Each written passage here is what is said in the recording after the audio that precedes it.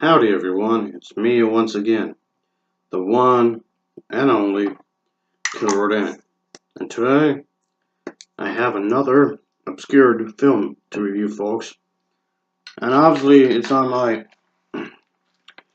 to-do list, of course. It's an obscure title, and this one's called 10 Brothers from Shaolin.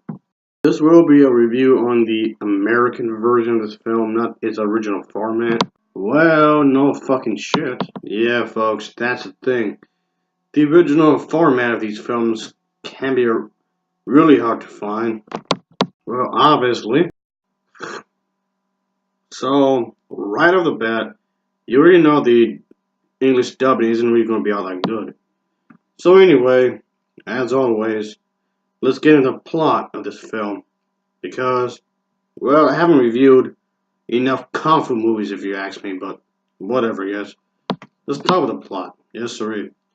In this martial arts film, it tells a story of these 10 especially trained martial art fighters, 5 monks, and 5 other characters that have their own fighting style, of course, all of whom have been taught their skills in order to protect the master, who does need all the help that he can get, obviously, while attempting to bring down the villain type characters, of course.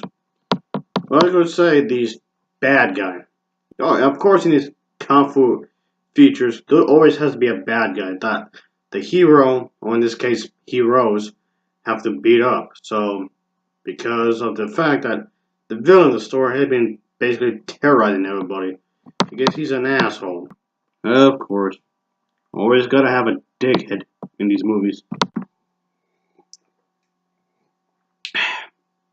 Yeah, gotta have my cup of joe, folks.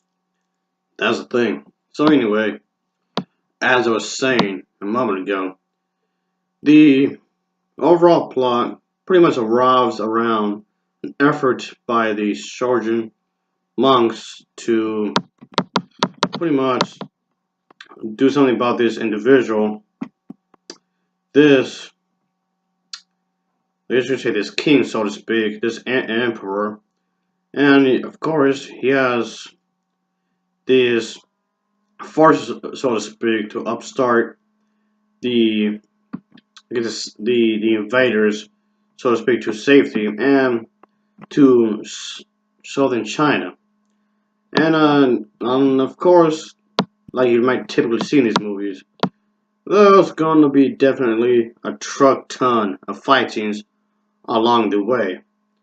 And if you ask me, the fight scenes are definitely really well handled in this film. They're pretty crazy.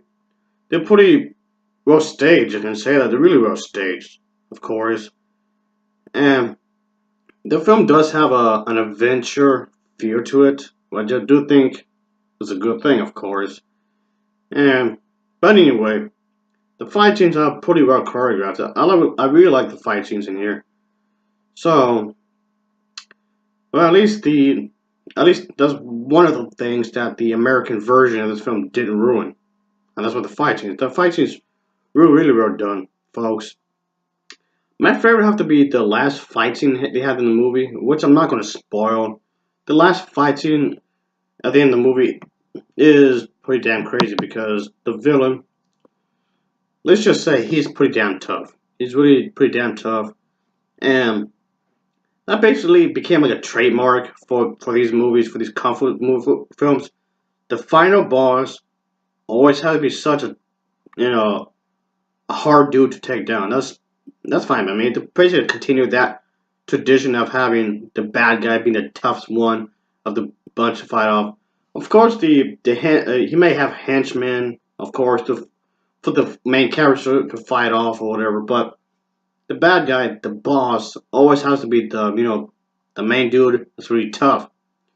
So yeah, it's gonna take main characters here quite a while to do their job. But whether they succeed, like I said, I'm not spoiling then. You're gonna have to see this film for yourself. Yeah. So, yeah, there is this one character that's supposed to be this disciple who is personally assigned to escort the emperor through the backwards.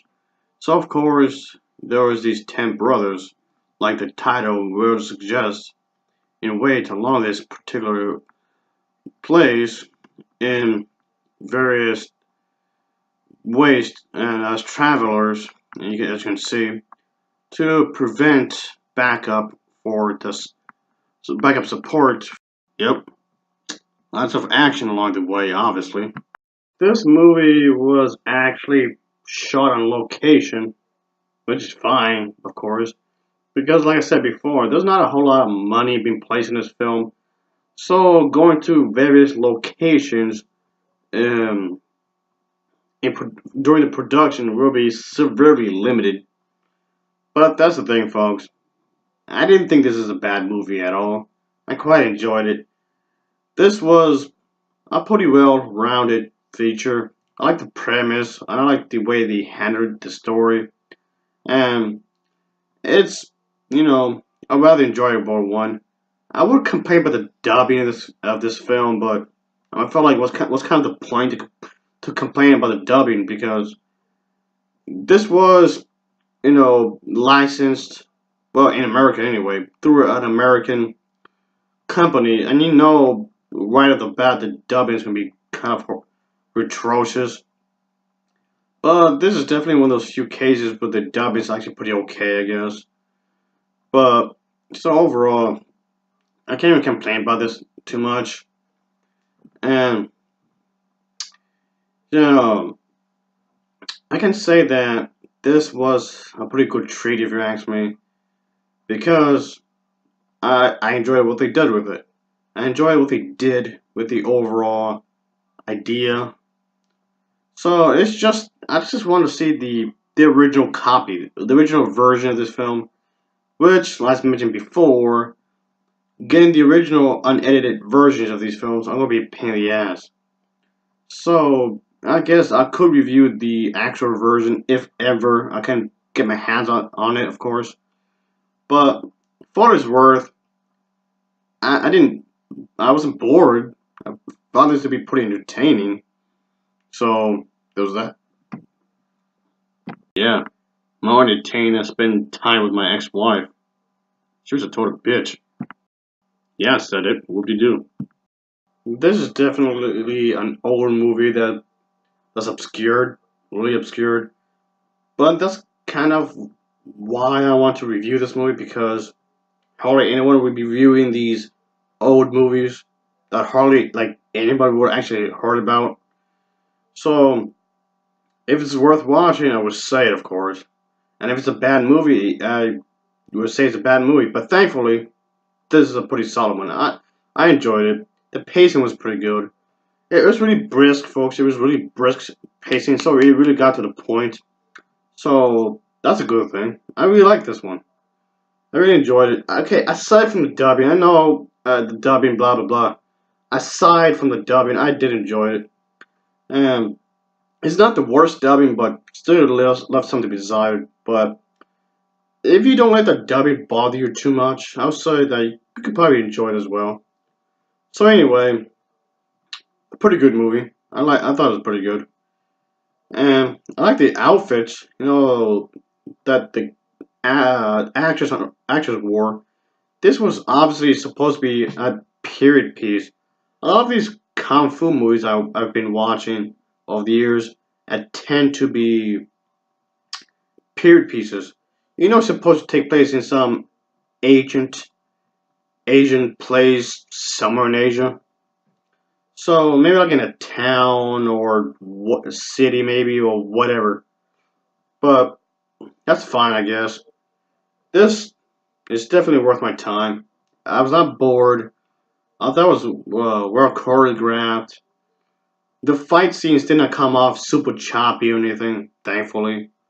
So anyway, this film would definitely get an overall rating of a 7 8.2 out of 10. It gets a 7.2 out of 10 from me. And as always, thanks for watching and take care. Until next time. Oh yeah.